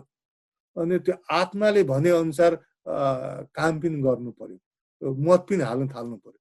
र मत हाल्नु भने मेरो विचारमा नेपालमा जनसङ्ख्याकै आधारमा यहाँको पछाडि परेको समुदायले हक अधिकारहरू निश्चित रूपले पाउँछन्, तर सही स्ट्राटेजीमा अगाडि बढ्नु पर्यो। यति भन्दै मैले अब केही कुराहरू त छुट्याएँ होला। त्यो छुट्याएँ भने तपाईँहरूलाई धेरै धेरै अब माफी माग्दै मेरो अहिले चाहिँ लगभग यति नै कुरोहरू राखेँ। फेरि पनि सम्पूर्ण साथीहरूलाई धेरै धेरै धन्यवाद। हाम्रो यो आजको यो प्रोग्रामको चाहिँ हाम्रो विश्वदीप तेगाला आदङ्गज्यूले अघि नै न्युज चाहिँ उहाँले पब्लिस गरिसक्नु भएको छ। अनि प्लस हाम्रो डाक्टर रमेश लिम्बुज्यूले तपाईँलाई एउटा क्वेसन राख्नु भएको छ होइन, त्यो चाहिँ तपाईँ च्याटमै हेर्न सक्नुहुन्छ। च्याट देख्नुहुन्छ भने हेर्नुहोस् न त, म पनि पढेर सुनाउँछु। तपाईँको अझै एनर्जी अझै पनि प्रिजर्भ गरेर राख्नु भएको छ भने त्यो एरिया पनि बोल्दा पनि भयो। रमेशजी त्यही हुनुहुन्छ, एकपल्ट बरु मुखले नै भन्नुहोस् न। मैले यहाँ थुप्रै कुन चाहिँ च्याट अलिअलि त तपाईँले अघि पनि एड्रेस गर्नुभयो, तर पनि रमेश आदङ्गज्यू तपाईँ त्यहीँ हुनुहुन्छ? हुन्छ सेवारो फेरि पनि सेवारो होइन, कुरा त त्यही नै आयो। अघि धेरै राम्रो प्रस्तुति भइहाले। विशेष गरेर अहिले 7 प्रदेशको खाका, 10 प्रदेशको खाका र 14 प्रदेशको खाकाको जुन कन्सेप्ट र त्यसले पार्ने एउटा चुनावी प्रभाव र जनसङ्ख्याको आधारमा हाम्रो कसरी समुदायको, कम्युनिटीको या आदिवासी जनजातिहरूको राम्रो तरिकाले राख्न सकिन्छ, उनीहरूको मत आउन सक्छ अथवा रिप्रेजेन्टेसन हुन्छ भन्ने कुराको एउटा गहन परिचर्चा भयो, प्रस्तुतिकरण भयो, अध्ययन अत्यन्त राम्रो छ। मैले भन्न खोजेको, यहाँ राख्न खोजेको कुरा चाहिँ ठिकै छ, त्यो एउटा जनसाङ्ख्यिक आधारमा, जातीय जनसाङ्ख्यिक आधारमा त त्यो एउटा पाटो भयो। यसको साथसाथै अरू फ्याक्टर्सहरू पनि यो चुनावमा त्यसको भूमिका रहला। जस्तै त्यसमा चाहिँ सांस्कृतिक र धार्मिक कुराहरू हुन सक्छन्, अरू मनोवैज्ञानिक कुराहरू पनि हुन सक्छन्। विशेष गरेर अहिले मोदीको कुरा जो इन्डियामा भइरहेछ, त्यो एक प्रकारको धार्मिक उसमा हिन्दुत्वको कुरा या अरू कुराले अहिलेको मत चाहिँ नै ल्याइराखेको र मोदीमय भएको इन्डियाको जुन परिवेश छ, त्यस्तै गरेर नेपालमा पनि भोलि गएर, अहिले त त्यस्तो नहोला, तर भोलि गएर त्यस्तो खालको एउटा भनौँ न एउटा सबैभन्दा अस्त्र भनौँ, अस्त्रको रूपमा भोलि गएर नेपालमा पनि एउटा हिन्दू धर्मलाई पक्रेर त्यो सवालमा अब मधेसीहरूको सवाललाई पनि त्यो हिन्दुत्वले चाहिँ पकड्न सक्ने अनि दलितलाई पनि त्यसले चाहिँ पकड्न सक्ने भएको हुनाले भोलि त्यस्तो खालको एउटा हिन्दूवादी एउटा इडियोलोजीको रूपमा चाहिँ नि अघि बढेर त्यसले पनि चुनावमा प्रभाव पार्न सक्ला कि नसक्ला नेपालमा भन्ने एउटा जिज्ञासा हो। यहाँले अलिकति यसलाई अलिकति चाहिँ अध्ययन गर्नुभएकै होला भन्ने हो। हुन्छ ल, अघि त्यही त मैले तपाईँको अन्य फ्याक्टरहरू पनि एनालाइज गर्नुहोस् भन्नुभयो। मैले चाहिँ अब यो मोदीहरू वा भारतीय जनता पार्टीको भन्ने मैले बुझिनँ र यो पनि म तपाईँहरूलाई पनि 2-3 कुरा भन्छु है। अहिले मोदी इन्डियामा अब वाह जस्तो छ होइन, मोदीमय 2 पल्ट चुनाव जितिसक्यो, मोदीमय भएको जस्तो देखिन्छ। तर मलाई चाहिँ लागेको नि एउटा स्कलर्सहरूले अतुल कोहलीहरूले भने एउटा एनालाइज गरेको थियो कि इन्डियाकै सवालमा पहिला के अरे हाम्रो इन्दिरा गान्धी पनि एकदम शक्तिशाली गरिबी हटाओ भनेर एकदम शक्तिशाली प्रधानमन्त्रीको रूपमा लिइन्थ्यो नि उसको र मोदीकोमा केही फरक छ तर एउटा के चाहिँ कमनलिटी छ भने तपाईँ डह्रो देखिने नेता डह्रो नहुनु पनि सक्छ क्या इन्दिरा गान्धीको सवालमा त्यो अतुल कोहलीले के भनेको थियो भने उनले पहिला अब इन्डियन नेसनल कङ्ग्रेस चुनावी पद्धतिबाट सबै मान्छेहरू चुनिन्थ्यो संगठन डह्रो थियो इन्दिरा गान्धी आएपछि उसले सबै आफ्नो मान्छेहरू राख्न थालिन् पनि हनुमानहरू राख्न थालिन् त्यसले गर्दा उसले जे भन्छ त्यही भएको जस्तो देखिन थाल्यो एकदम शक्तिशाली देखिन थाल्यो तर अतुल कोहलीले के भनेको छ भने त्यही कारणले गर्दाखेरि चाहिँ बाहिर स्ट्रङ देखियो भित्रभित्र काङ्ग्रेस कमजोर भइसकेको थियो किन उनीहरूले सङ्गठन निर्वाचनबाट आउने प्रथाहरू त्यागिसकेका थिए त्यसले गर्दा इन्दिरा गान्धीको गरिबी हटाओ भन्ने उसले चाहेकै त्यो पोलिसी थियो तर पार्टी डह्रो नभएको हुनाले उसले त्यसलाई लागू गर्नै सकेन त्यो फेल भयो पार्टी डह्रो भइदिएको भए इन्दिरा गान्धीले त्यसलाई गर्न सक्थ्यो किन राज्यले त एक्लैले त गर्ने होइन नि त राज्यलाई सिभिल सोसाइटीको सहयोग चाहिन्छ आफ्नो पार्टीको सहयोग चाहिन्छ होइन सबै चाहिन्छ त्यसो हो भने पोलिसी इम्प्लिमेन्ट सफल हुन्छ होइन यो विभिन्न स्टडीहरूले देखाएको छ सरकारले निर्णय गर्दैमा त्यो सफल हुँदैन क्या सरकारको निर्णय पनि चाहिन्छ तर सरकारले समाजलाई मोबिलाइज गर्न सक्नुपर्छ आफ्नो दललाई मोबिलाइज गर्न सक्नुपर्छ अनि बल्ल सफल हुन्छ त्यसले गर्दा मलाई मोदीको पनि अब यो भविष्यको कुरो हो 5-10-15 वर्षपछि एक किसिमको एनालिसिस आउँछ जस्तो लाग्छ क्या मोदी अति शक्तिशाली देखियो तर मोदीले इन्डियालाई भित्रभित्र खोक्रो बनाउन थाल्यो कि भन्ने अहिले इन्डियामा 90को दशकदेखि जुन चाहिँ ग्रोथ रेट थियो नि मोदीको पालामा आएर सबभन्दा कम भएको छ भनेपछि त अहिले त उसले नारा गर्ला दियो बाल्ला ऊ गर्ला ऊ डह्रो देखेको छ होइन तर त्यो नाराले त सधैँभरि मान्छे त अल्मलिँदैन अब हाम्रो सम्मानित प्रधानमन्त्री पनि अब कत्रो ठुलो अब एक किसिमको मान्छेहरूले अब आश गरेका थिए तर त्यो मिठो मिठो कुरा गर्दैमा त नहुने रहेछ एउटा पक्ष त्यो छ होइन त्यो अलिकति अनि अर्को पक्ष चाहिँ मोदीलाई देखेर चाहिँ नेपालमा चाहिँ एक किसिमको विशेष गरी हिन्दूवादीहरू खुसी भएका छन् तर इन्डिया र नेपालको कन्टेक्स्ट आकाश पातालको फरक छ अहिले इन्डियामा हामीले मोदी अहिले देख्छौँ के तर मोदी र भारतीय जनता पार्टीको अगाडि त्यहाँ एउटा ठुलो इतिहास छ ठुलो सङ्घर्ष छ गान्धी मोहन गान्धी जुन गान्धीकै पालादेखि हिन्दूवादीहरू सङ्गठन गर्न थालेका थिए किन गान्धीलाई उनीहरू अलिक सेकुलर टाइपको ठान्थे होइन गर्न थालेका थिए अनि इन्डिया इन्डिपेन्डेन्स भएदेखि जनसङ्घ त्यतिखेर जनसङ्घ भन्थ्यो यिनीहरूको पार्टीलाई उनीहरू चुनाव लडिबसे जित्दै नजित्ने खालि आएर एकपल्ट 89 कि कहिलेको चुनावमा 2टा सिट मात्र पनि जिते अनि उनीहरू पहिलोपल्ट शक्तिमा पुगेको भनेको चाहिँ 1977 मा इन्दिरा गान्धीलाई हराएपछि बनेको त्यो के अरे त्यो मोरारजी देसाईको नेतृत्वमा सबै अपोजिसनहरू मिलेर बनेको जनता पार्टीमा उनीहरूले के अरे के अरे अटल बिहारी वाजपेयी परराष्ट्र मन्त्रीहरू बनेका थिए होइन उनीहरूले त्यति लामो समय लाग्यो उनीहरूलाई र त्यति लामो समय लाग्दाखेरि पनि उनीहरूको पछाडि अहिले बिजेपी भन्दा सबभन्दा शक्तिशाली त आरएसएस राष्ट्रिय स्वयंसेवक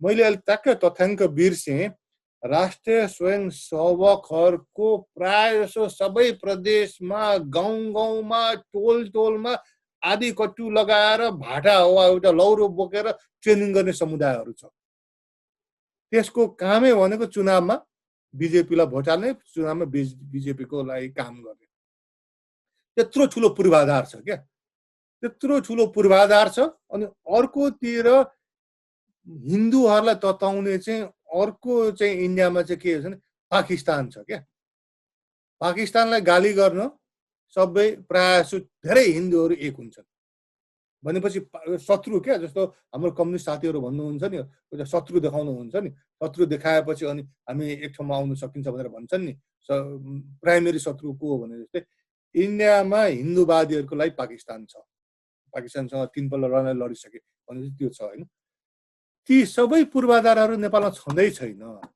नेपालमा जनसङ्घ छ, के अरे आरएसएस छ, छैन। नेपालमा ठुलो शत्रु छ, छैन। अझ नेपालमा त हिन्दूवादीहरूको सबभन्दा ठुलो च्यालेन्ज चाहिँ के हो भने राजाले शासन गरेको पञ्चायती अवस्था छ क्या। त्यसले त नेपालमा त धेरैलाई असन्तुष्टि बनाएको थियो। ठिकै छ, हिन्दू धर्मको सवालमा उनीहरूलाई उ गर्ला, तर अन्य सवालमा त त्यसले त सपोर्ट त बढाउँदैन। अब काङ्ग्रेसको मान्दैन, एमाले के अरे कम्युनिस्टहरू मान्दैनन् त्यो सवालमा, होइन। अब थोर बहुत अब सफ्ट हिन्दू नेसनलिजम भनौँ न, अब सफ्ट हिन्दू नेसनलिजमको चाहिँ नेपालमा प्रभाव रहन्छ, अहिले पनि छ। किनभने अब काङ्ग्रेसकै बाहुन होस्, ऊ अब हिन्दूको कुरा गर्यो भने अलिकति यसो सिम्पेथेटिक हुने, घरमा कम्युनिस्ट भन्ने, घरमा पूजा अर्चना लगाउने, के गर्ने, त्यो छ, होइन। त्यो सफ्ट हिन्दू नेसनलिजमको चाहिँ असर नेपालमा अहिले पनि छ, पछि पनि रहला। तर मेरो विचारमा जुन मोदीको जस्तो चाहिँ अब पार्टी भनौँ न, भारतीय जनता जस्तो पार्टी उदाउने सम्भावना चाहिँ नेपालमा एक हिन्दूवादीहरू प्रायः सो खुङ्खार हिन्दूवादीहरू, अल्ट्रा हिन्दूवादीहरू राप्रपा मार्का छन्, होइन। उनीहरूको इतिहास एउटा अब धमिलो छ। अर्को चाहिँ राप्रपा भनेको खास दलहरू नै होइन क्या, त्यो व्यक्तिहरूको अखडा मात्र हो। उनीहरूमा त्यो दलको संस्कारै छैन क्या। मैले चाहिँ त्यो चाहिँ कसो म नजिकदेखि पनि मलाई थाहा छ क्या। त्यसले गर्दाखेरि त्यो दलको संस्कार नभइकन दल उदाउने कुरा। मोदीहरूमा त यो बिजेपीमा त दलको संस्कार त असाध्य ऊ छ, उनीहरूको कमिटमेन्ट आइडियोलोजीप्रति असाध्य, त्यो पनि उनीहरूको पोजिटिभ फ्याक्टर हो। अब त्यस्तो चाहिँ नेपालमा चाहिँ ठ्याक्क उल्टो छ। सबभन्दा गिरेको चाहिँ अब दलीय संस्कारमा, सब दलीय संस्कार नभएको चाहिँ राप्रपा मार्काहरू नै हुन्। त्यसले गर्दा मैले नेपालमा चाहिँ अब त्यो हिन्दूवादीहरूले हिन्दूवादी पार्टी खोलेर चाहिँ अब मत जित्ने चाहिँ मैले अब ठुलो पार्टी बन्ने चाहिँ मैले सम्भावना कमै देखेको छु। तर सफ्ट हिन्दू नेसनलिजम चाहिँ असर पार्छ। त्यो असर चाहिँ अहिले पनि पारिरहेको छ। जस्तो मलाई चाहिँ के लाग्छ भने काङ्ग्रेसले, नेपाली काङ्ग्रेसले केही गर्दैन, तर पनि भोट चाहिँ खुरुखुरु ल्याइरहन्छ। किन त भन्नाले पहिलाको राप्रपावादीहरू धेरै काङ्ग्रेसतिर गइसके, मतदाताहरू। अब त्यो पूर्व पञ्चहरू, उनको 2-4जना छोराछोरीहरू चाहिँ राप्रपामा रहलान्, तर मास भोटरको रूपमा र के हदमा कार्यकर्ताको रूपमा पनि राप्रपावालाहरू चाहिँ काङ्ग्रेसतिर गए। त्यसले गर्दा काङ्ग्रेसले केही नगरी पनि उसले त्यो मत चाहिँ पाइरहनुको एउटा मेरो विचारमा कारण त्यो छ। त्यसले गर्दाखेरि चाहिँ नेपालमा चाहिँ हिन्दूवादीहरूको लागि चाहिँ मैले अब निश्चित रूपले केही दशकसम्म मात्र होइन, अब कम्तीमा पनि इन्डियामा अब बिजेपी पावरमा आउनु 1949 वा 1950कै हिसाब गर्नु भने 1990मा 40 वर्ष लाग्यो भने नेपालमा चाहिँ मैले चाहिँ त्यो चाहिँ 40 त के 50 भनौँ न, त्यो 90sमा पनि उनीहरूले बहुमत त पाएको थिएनन्, त्यतिमा पनि उनीहरूले बहुमत पाएनन्। र इन्डियामा अर्को फ्याक्टर चाहिँ बिजेपी राइज गर्नको लागि अर्को एउटा फ्याक्टर चाहिँ के हो भने इन्डियामा दोस्रो ठुलो दलको लागि त्यहाँ भोइड थियो क्या, ठाउँ खाली थियो। जनता पार्टी वैकल्पिक दलको निर्माणको रूपमा आउनै सकेन कङ्ग्रेसको रूपमा। त्यसले गर्दा प्रायः सो राजनीतिमा चाहिँ के हुन्छ भने अर्को वैकल्पिक पार्टीको लागि पनि ठाउँ हुन्छ। इन्डियामा त्यो खाली थियो। जनता पार्टी वैकल्पिक पार्टीको रूपमा उदाइदिएको भए अहिले बिजेपी त्यो ठाउँमै नहुने, यो ठाउँमै नहुने। तर त्यहाँ भोइड थियो। त्यो भोइड खाली भएपछि necessity is mother of invention भन्छ नि, भनेपछि चाहिँ अब त्यसरी नै त्यो ठाउँ खाली भएपछि, आवश्यकता भएपछि चाहिँ त्यो फुलफिल गर्ने चाहिँ इन्डियाले के अरे बिजेपीले मौका पायो। नेपालमा चाहिँ मेरो विचारमा अहिलेको सन्दर्भमा त्यो ठाउँ खाली छैन। अब पछि नहोला होला, अब त्यो आफ्नो ठाउँमा छ, होइन। तर राप्रपाहरूलाई चाहिँ मेरो विचारमा वा कट्टर हिन्दूवादी पार्टी नेपालमा उदाउने चाहिँ आन्तरिक, बाह्य र दलगत कुनै पनि मेरो विचारमा पूर्वाधारहरू नेपालमा असाध्यै कमजोर छ। त्यसले गर्दाखेरि त्यो चाहिँ नहोला। तर सफ्ट हिन्दू नेसनलिजमको असर चाहिँ अहिले पनि छ, अब भोलि पर्सि पनि अब त्यो चाहिँ अब रहला भन्ने। अब नेपालमा अर्को एक किसिमको साथीहरू चाहिँ जस्तो हाम्रो छ नि, अब रविन्द्र मिश्र भन्नेहरू, उनीहरू चाहिँ केजरीवालले जित्यो त्यसले गर्दा हामी वैकल्पिक पार्टी भन्छन्, अनि पत्र पत्रिकाले पनि वैकल्पिक पार्टी भनेर भन्छन्। त्यसको पनि मैले ठाउँमै देखेको छुइनँ क्या। किनभने केजरीवाल त रविन्द्र मिश्र चाहिँ खास इकोनोमिकली कन्जर्भेटिभ पार्टी हो।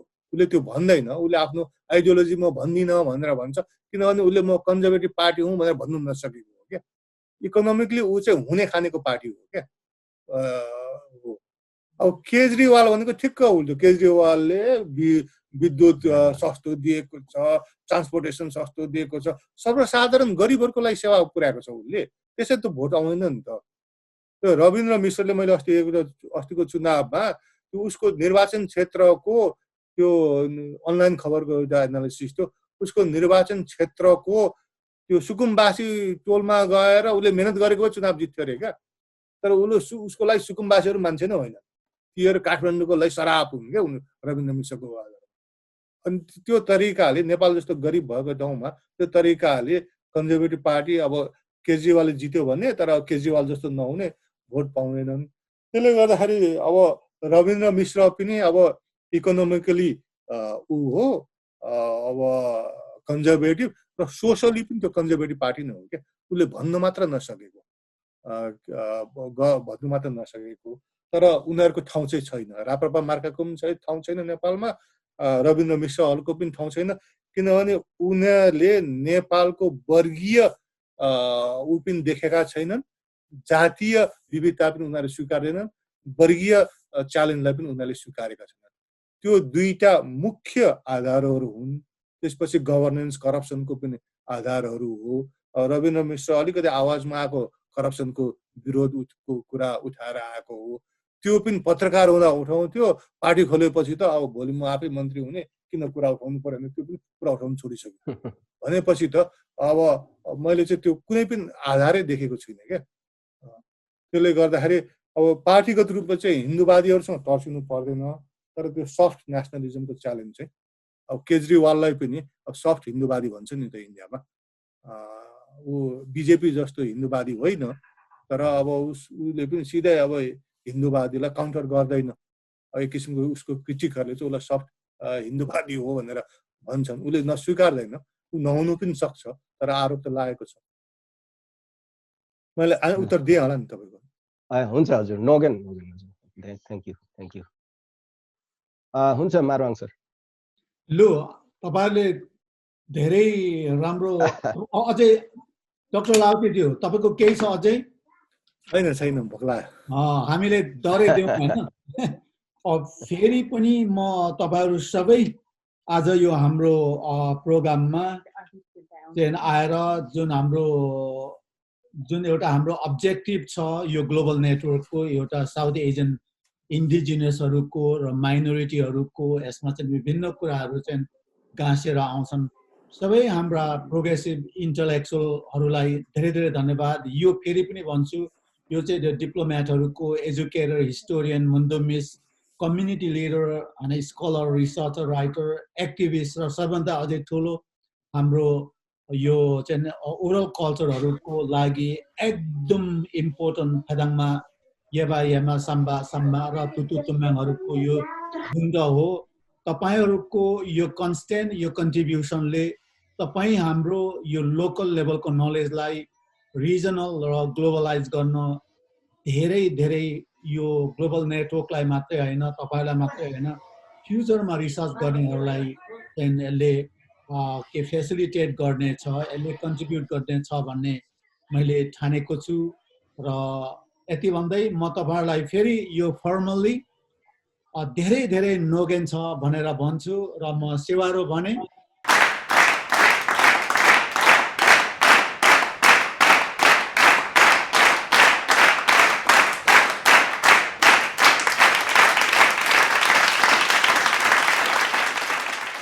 आजको प्रोग्रामबाट यो ग्लोबल नेटवर्क युट्युब च्यानल हेर्नुहुने सम्पूर्ण दर्शकहरूको माझबाट म गङ्गा किमदाङ लिम्बू बिदा लिनु चाहन्छु।